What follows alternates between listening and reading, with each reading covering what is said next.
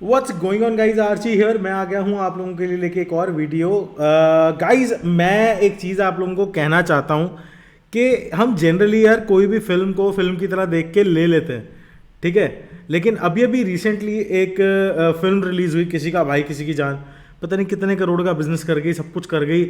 Logic था, illogical थी, क्या था वो समझ में नहीं आया मुझे। लेकिन म्यूज़िक बहुत अच्छा था, ये एक फैक्ट है, ठीक है। तो चलो उसको हम साइड पे रख दें क्योंकि वो तो किस्सा ही खत्म हो गया। लेकिन मैं अब आपसे बात करता हूँ, एक फिल्म और आई जिसका ट्रेलर रिलीज हुआ है।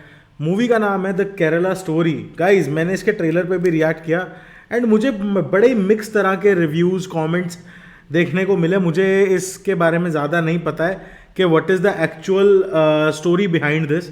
लेकिन जो डायरेक्टर हैं इस मूवी के, जो एक्चुअली प्रोड्यूसर डायरेक्टर हैं इस मूवी के, विपुल अमृतलाल शाह, उनका अभी एक इंटरव्यू लाइव हुआ है जिसके अंदर वो बता रहे हैं कि ये मूवी बनाने के पीछे उनका पर्पस क्या है and what is the subject, इसके पीछे रियल स्टोरी क्या है, रिसर्च क्या है।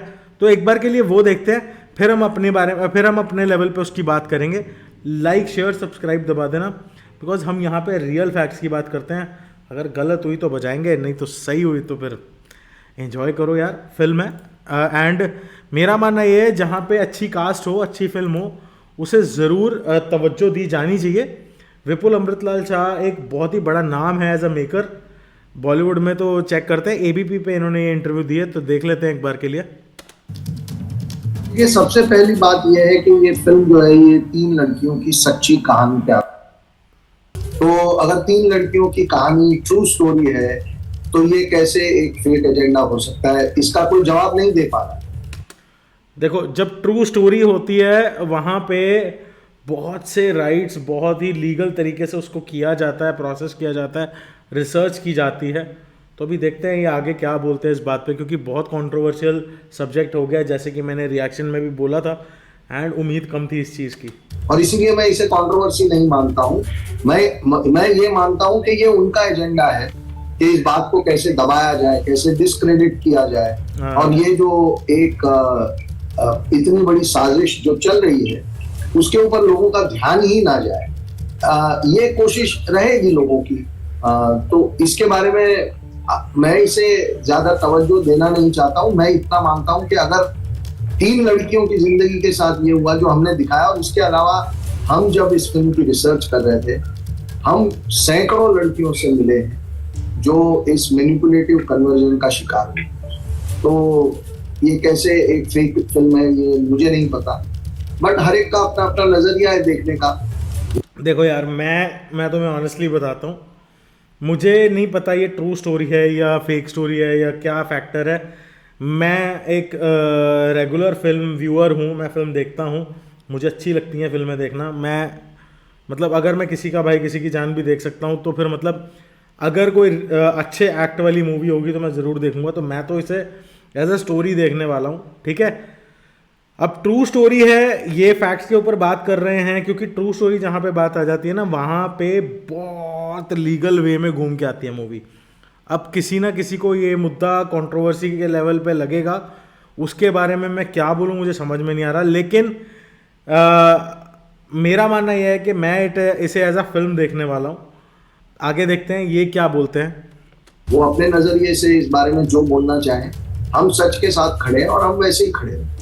ये फिल्म बनाने का आइडिया कहाँ से आया विपुल जी? मेरे जो डायरेक्टर हैं सुदीप्तो सेन, वो मेरे पास करीब करीब 3 साल पहले ये स्क्रिप्ट लेके आए थे। ओह, मतलब आप ये देखो, इन्होंने डायरेक्ट नहीं करी है, इन्होंने प्रोड्यूस करी है मूवी। सुदीप्तो सेन ने डायरेक्ट करी है, फाइन, मैं भी क्लियर हो गया इस चीज़ पे। मैंने रिएक्शन किया था, मुझे याद नहीं रहा सुदीप्तो ने करी है ये डायरेक्ट। स्क्रिप्ट तब पूरा लिखा हुआ नहीं था, कहानी थी। और उन्होंने कहा कि उन्होंने उस पर काफ़ी रिसर्च करके एक डॉक्यूमेंट्री फिल्म भी बनाई है। वो फिल्म भी मैंने देखी और उसके बाद हमने रिसर्च शुरू की। करीब करीब 1 साल तक हम रिसर्च करते रहे जी, ताकि हमारी स्क्रिप्ट में कोई भी झूठ ना हो। देखिए, मुद्दा हमारे देश की बेटियों का है, जो हमारा हैशटैग भी है, सेव द डॉटर्स। तो हम कोई भी ऐसा काम नहीं करना चाहते थे कि जिससे इस फिल्म को लोग किसी तरीके से ये कह पाए कि ये ऐसा तो कभी हुआ ही नहीं। तो हमने बहुत मेहनत करके, बहुत ध्यान रख के, एक एक सीन, एक एक लाइन जो हमने इस फिल्म में रखी है वो सच है। और वो जब हमारी स्क्रिप्ट रेडी हो गई तब हमने इस फिल्म को बनाने का फैसला किया। तो 3 साल लगे ओवरऑल इस फिल्म को बनाने में, और अब ये रेडी। ठीक है, तो सर ये लव जिहाद वगैरह के आंकड़े, क्योंकि आप कह रहे हैं कि काफी रिसर्च करके निकाला गया केरल को लेकर, तो इसका सोर्स क्या रहा?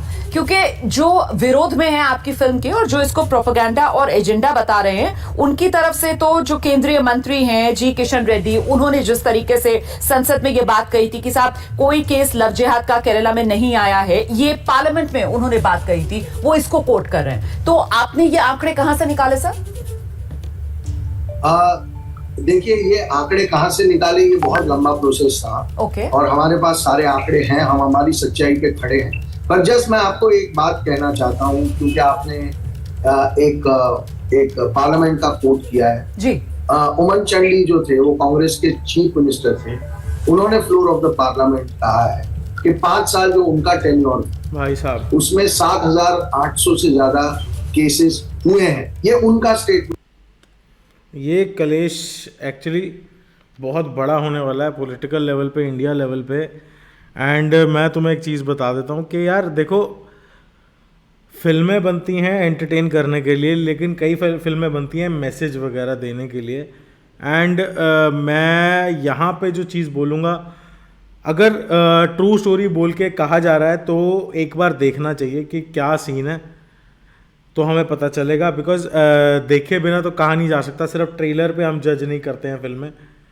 ट्रेलर पे हम यही बोल सकते हैं कि फिल्म का काम कैसा हुआ है, ठीक है, एक्टिंग कैसी करी है, क्या प्रोसेस चल रहा है। बट ये सब्जेक्ट जो है, ये सब्जेक्ट ही बड़ा कंट्रोवर्शियल है।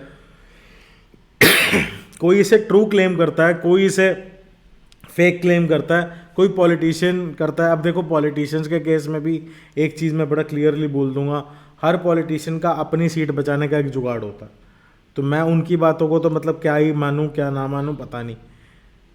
मैं हिंदू मुस्लिम चीज़ में तो वैसे ही नहीं मानता। मैं सिर्फ इतना मानता हूं कि इस फिल्म को अगर हम फिल्म के तौर पे देखें, और जब तक ये फिल्म ना देखें तब तक किसी कंक्लूजन पे ना जाएं तो ज़्यादा बेटर है। बिकॉज स्टोरी तभी पता चलेगी कि एक्चुअली ये क्या लेकर आए हैं। कई बार क्या होता है कि बहुत बहुत बड़ा हाइप मिल जाती है, लेकिन वो फिल्म वैसी निकलती नहीं। एग्जाम्पल, किसी का भाई किसी की जान, बहुत हाइप मिली लेकिन वो क्वालिटी नहीं निकाल पाए, ठीक है। अगर मैं बात करूं यहाँ पे, ये स्टोरी इतनी कंट्रोवर्शियल है कि भैया हाइप मिलनी थी तो वो मिल रही है, इनका मार्केटिंग का खर्चा भी बच रहा है। अभी ट्रेलर से तो वो हाइप मिल रही है, अभी पता नहीं मूवी के अंदर क्या होगा। तो जब तक वो देखने को नहीं मिलता, मैं इस पे कोई रिव्यू नहीं दे सकता हूँ। आपको क्या थॉट्स हैं प्लीज़ कमेंट्स में मेरे को ज़रूर बताइएगा। एंड देखो यार, कोई भी चीज़ गलत है तो वो गलत है।